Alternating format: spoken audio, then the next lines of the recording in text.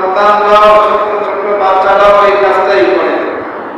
দেখবেন বাবা যখন নামাজের মধ্যে দাঁড়িয়ে গেছে, তো ছোট্ট বাচ্চা সেও বাবার সাথে দেখে দেখে জানাজার পাশে বাবার পাশে দাঁড়িয়ে গেছে নামাজে।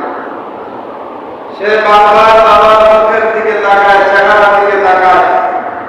বাবা যখন রুকুতে যায় সেও রুকুতে যাওয়ার চেষ্টা করে, বাবার মুখের দিকে তাকায়, তাকিয়ে সেও মুখ নাড়াতে থাকে।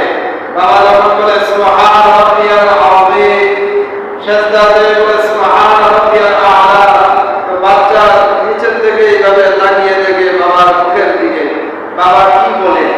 তার সাথে